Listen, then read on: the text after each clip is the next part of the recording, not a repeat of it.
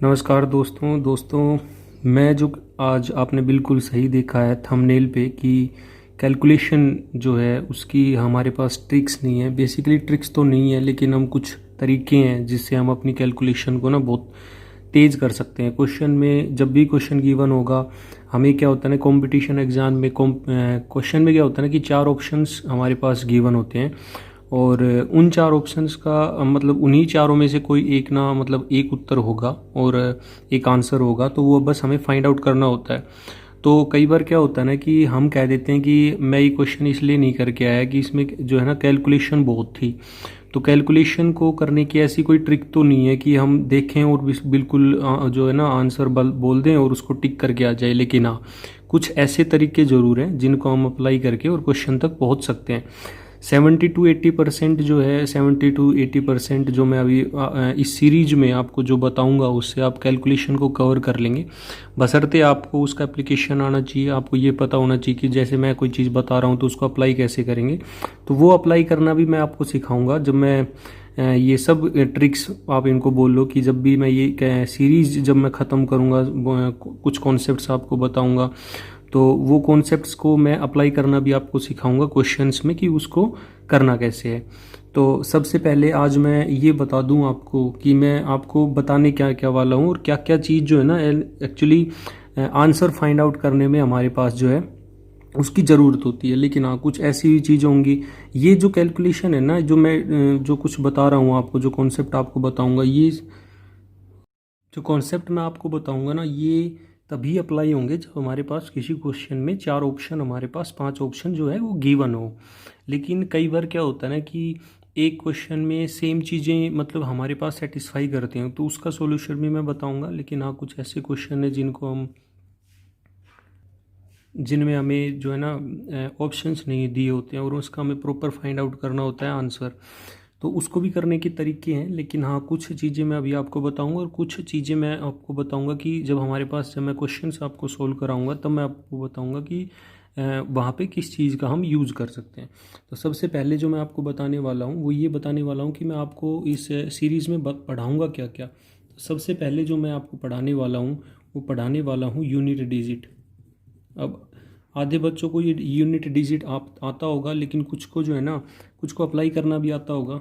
लेकिन जब हमारे पास क्वेश्चन से गिवन होता है तो हम ये चीज़ भूल जाते हैं और हम अपने बेसिक तरीके से उसको ना सोल्व करने की सोचते हैं।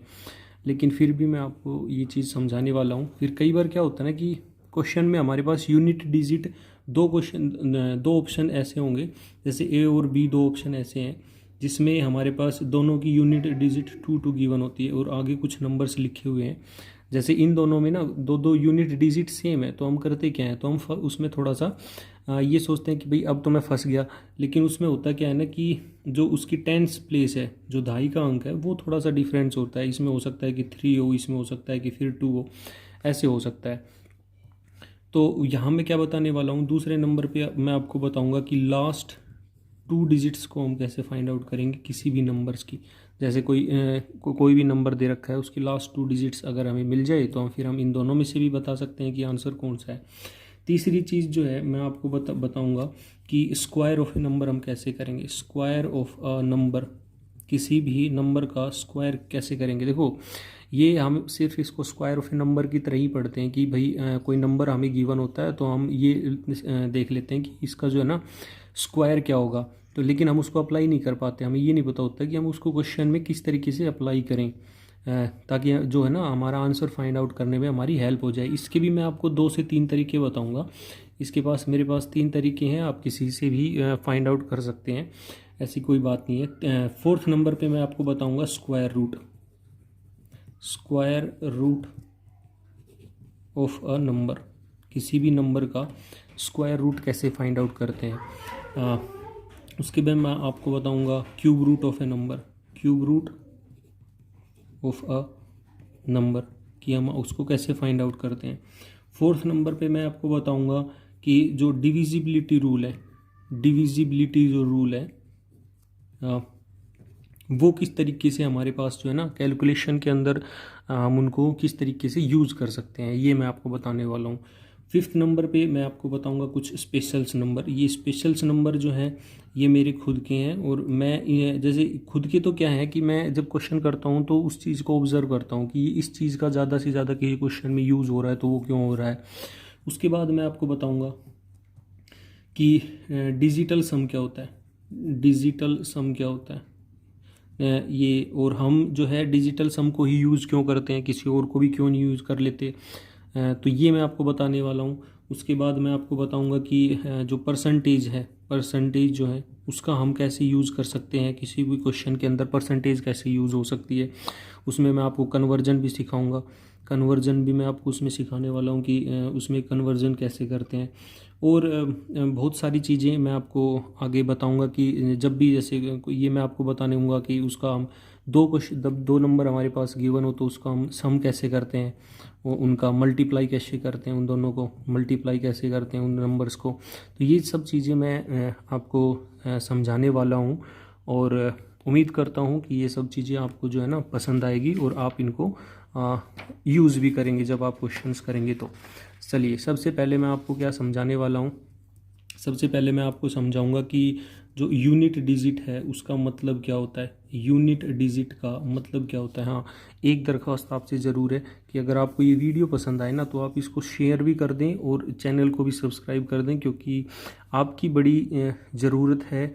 और आपको जो है ना सब सब्सक्राइब करेंगे तो उस बेल आइकन को भी प्रेस कर दें ताकि आपके पास जो है नोटिफिकेशन आपके पास पहुंच जाए जब भी मैं कोई वीडियो अपलोड करूंगा। हाँ, मेरी 1 2 3 दिन में जो है ना एक वीडियो पक्का आएगी इस चैनल पे, और आपको जो है बहुत ही फ़ायदा होने वाला है। तो मैं यूनिट डिजिट आपको बता रहा था। देखो, यूनिट डिजिट क्या होता है, जैसे हमारे पास कोई नंबर है 2 3 5 6 7, ये कोई एक नंबर है, इसमें ये जो प्लेस है इसको हम कहते हैं sir unit digit, unit digit, जिसको हम हिंदी में कहते हैं इकाई का अंक, जिसको हम कहते हैं इकाई का अंक, ये भी कहते हैं। दूसरा, ये जो है इसको हम कहते हैं 10 प्लेस डिजिट, जिसको हिंदी में हम कहते हैं दहाई का अंक। ठीक है जी। उसके बाद ये 100, उसके बाद 1000, उसके बाद 10,000, ऐसे हम चलते जाते हैं। अच्छा, अब ये बेसिकली है क्या, ये है कैलकुलेशंस की एक सीरीज़ है, ये कैलकुलेशन की सीरीज़ है। तो मैं आपको नंबर्स वगैरह पढ़ना नहीं सिखाऊंगा, मैं आपको सिर्फ ये सिखाऊंगा कि उस चीज़ का हम जो है ना आंसर में कैसे फाइंड आउट उसको यूज़ कर सकते हैं, ये मैं बेसिकली आपको सिखाने वाला हूँ। अब देखिए, मेरे पास 2 नंबर्स दिए जाते हैं। सपोज़ कर लीजिए कि 23 × 24 है, तो हमसे पूछा जाएगा कि जैसे हमारे पास 4 ऑप्शन दे दिए, A B C D, ऐसे हमारे पास 4 ऑप्शंस दे रखे हैं।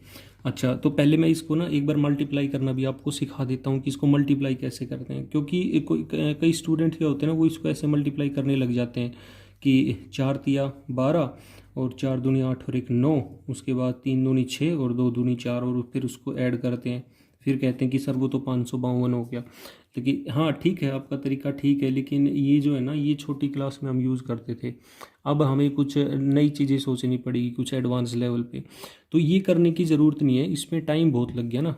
अब जब भी ऐसे 2 नंबर्स गिवन होंगे तो सबसे पहले आपको देखना क्या है कि देखो ये दोनों बहुत पास पास हैं, तो अगर पास पास है तो बड़ा हमारे पास इजी होगा। स्क्वायर्स का कैसे हम फाइंड आउट कर, जैसे मैंने बोला था कि स्क्वायर को हम किस तरीके से कैलकुलेशन में अप्लाई कर सकते हैं, वो सब चीज़ें भी मैं आपको बताने वाला हूँ। तो है ना, क्या क्या है कि जब भी ऐसे 2 नंबर्स गिवन होंगे जो बिल्कुल आसपास होंगे, तो हमें इस बड़े वाले नंबर में ना ये छोटे वाला नंबर दिखना चाहिए। जैसे ये 24 है, 24 है, तो इस 24 के अंदर हमें एक 23 भी दिखना चाहिए, 23 भी दिखना चाहिए। कैसे कि 23 और 23 + 1, इसी तरीके से है ये मल्टीप्लाई में। तो ये होगा क्या सर कि हम अगर 23 को 23 से मल्टीप्लाई करते हैं तो हमें पता है कि 529 होता है, और ये 23 है ये हमारे पास। अब हम इसको ऐड कर लेते हैं तो फिर ये 552 आया। ये शुरू में जब आप करेंगे तो इसमें थोड़ा सा आपको टाइम लगेगा, लेकिन जब मैंने इसको ऐसे लिखा है ना, तो ये स्टेप लिखने की ज़रूरत नहीं है आपको सबसे पहले तो, कि आप ये लिखेंगे कि ये, क्योंकि करके तो दिखाना है नहीं ना हमें, तो बेसिकली आंसर तक पहुंचना, हमें सिर्फ आंसर बताना है कि आंसर है क्या। तो इसको हम ऐसे कर सकते हैं कि इसमें 24 दिख रहा है और 23 का स्क्वायर जो होता है वो सीधा 529 होता है और फिर 23 एक बार और आएगा। अच्छा, इन दोनों नंबर्स को भी ऐड करने का भी एक तरीका है कि इन दोनों कम नंबर्स को ऐड कैसे करें। तो यहाँ पर है 529 + 23, इसको ऐड करना है। तो देखो ये जो है ना 529 जो है ये 530 से एक कम है, तो मैं करूँगा क्या ना कि एक जो नंबर है वो इसमें से इसको दे दूंगा। तो यहाँ बच जाएंगे 22 और यहाँ बच जाएंगे 530।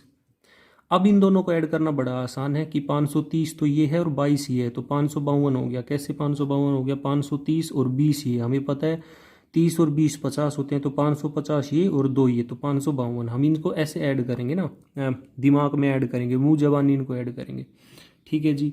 तो मैं क्या सिखा रहा था आपको कि आपके पास जैसे गिवन है 23 × 24 और आपको 4 ऑप्शंस दे दीजिए। मान ली आपको 4 ऑप्शन गिवन है कि एक आपको गिवन है कि जैसे मैं आपको दे देता हूँ कि 550, 552, एक मैंने आपको दे दिया 554, एक मैंने आपको दे दिया 556।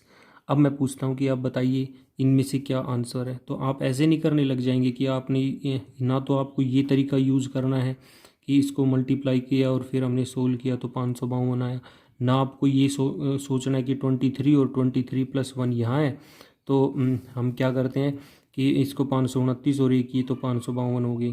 ठीक है, ना तो हमें ये करना है और ना ही ये करना है। ये हमें तब, इसमें से ये तरीका हमें तब करना है जब हमारे पास ऑप्शंस ना हो। अब हमारे पास ऑप्शंस है तो हम ना तो इसको यूज़ करेंगे और ना ही इसको यूज़ करेंगे। तो हम करेंगे क्या सर? हम यूनिट डिजिट का जो है ना वो यूज़ कर लेंगे। देखेंगे कि 3 × 4 क्या है हमारे पास? 12। इसका मतलब है कि इसका यूनिट डिजिट जो है ना वो 2 होगा। तो इनमें से सब किसी का भी यूनिट डिजिट देख लेंगे, सबका यूनिट डिजिट अलग अलग है, 0 2 4 5 6 है। तो ओबियस है हमारे पास आंसर यही होगा। क्यों? क्योंकि इसका यूनिट डिजिट मल्टीप्लाई करने पर 2 आता है और यहाँ पर एक ही ऐसा ऑप्शन है जिसमें यूनिट डिजिट 2 है। उम्मीद करता हूँ आपको ये चीज़ समझ में आई होगी। अब मैं आपको फिर से समझाता हूँ यूनिट डिजिट क्या है। देखिए यूनिट डिजिट क्या है ना कि जब भी हमें किसी भी दो नंबर्स को मल्टीप्लाई करना होता है तो हम करेंगे क्या सर? हम इनकी इसका यूनिट डिजिट और इसका यूनिट डिजिट दोनों को मल्टीप्लाई कर लेंगे और देखेंगे कि वो मल्टीप्लाई करने पे क्या आ रहा है। जैसे 6 दूनी 12, 2 आ रहा है ना, तो एक जो भी ऑप्शन होगा उसमें जिसका भी यूनिट डिजिट 2 होगा, जिसमें भी इकाई का अंक 2 होगा ऑप्शन में से, वही हमारे पास आंसर होगा। आप मेरी बात समझ रहे होंगे, उम्मीद करता हूँ। ठीक है जी। तो इन चीज़ों का हम ऐसे यूज़ कर सकते हैं। अच्छा, अगर मेरे पास दूसरी बात मैं आपको बोलता हूँ कि अगर मेरे पास गिवन हो कि अब बताइए कि 55 + 52 + 51 + 42 + 46 + 48, ऐसे कुछ गिवन्स ऐसे नंबर्स और रैंडम, और मैं कहता हूँ कि इसका आंसर बताइए ना क्या होगा। आपके पास 4 ऑप्शन है, 4 ऑप्शन है आपके पास और चारों का यूनिट डिजिट जो है ना वो सबका अलग अलग है। मेरी बात गौर से सुनिए। क्वेश्चन में ऑप्शंस में हम ये ऑब्जर्व करेंगे कि सबका यूनिट डिजिट अलग अलग है। तो इसमें हम क्या करते हैं कि ऐसा तो है नहीं कि इन सबको ऐड करने बैठ जाएंगे सर, ऐड भी कर सकते हैं, कोई ऐसी बड़ी बात नहीं है, लेकिन हमें ऐड करना है नहीं ना। तो हम करेंगे क्या सर? हम इनका यूनिट डिजिट देख लेंगे। 5 और 2 7 और 1 8, 8 और 2 10, 10 और 6 16, 16 और 8 मेरे भाई साहब 24। तो एक ऐसा नंबर जिसका यूनिट डिजिट 4 होगा, ऑप्शंस में से जिसका भी यूनिट डिजिट 4 होगा वही हमारा आंसर होगा। आप मेरी बात समझ रहे हैं क्या मैं क्या कह रहा हूँ? कि 5 2 7, 7 और 1 8, 8 2 10, 10 6 16, 16 और 8 24। आप मेरी बात समझ रहे होंगे कि जिसका भी यूनिट डिजिट, ऐसे 4 ऑप्शन दिए होंगे जिसमें एक में मान लो यूनिट डिजिट इस नंबर में 2 है, इसमें 6 है, इसमें 8 है, तो इसमें यूनिट डिजिट 4 है, तो आगे कुछ भी हो हमें नहीं देखना है। हमें क्या देखना है? सिर्फ यूनिट डिजिट नंबर देखना है। तो ये हमारे पास ये ऑप्शन हो जाएगा। अब आप ये सोच रहेंगे ना कि इन चीज़ों का क्वेश्चन में कैसे यूज़ करना है। तो क्वेश्चन में भी मैं आपको यूज़ करना सिखाऊंगा, ऐसी कोई बड़ी बात नहीं है। बस आप सपोर्ट करते रहिए, देखते रहिए और आप समझते रहिए। जब भी मैं कोई नेक्स्ट वीडियो आपको प्रोवाइड करूंगा तो उसमें एक रिकैप होगा पिछली वीडियो का कि हमने किया क्या है। आज मैंने आपको सिखाया है क्या सर? आज मैंने आपको सिखाया जी यूनिट डिजिट। यूनिट डिजिट होती क्या है, अब इसका यूज मैं सिखाऊंगा आपको क्वेश्चंस में। तो अगर आपको ये पसंद आए तो लाइक और शेयर सब्सक्राइब करते रहिए। और आपकी बड़ी ज़रूरत है, आपकी सब्सक्राइब की बड़ी ज़रूरत है। धन्यवाद, थैंक यू देखने के लिए।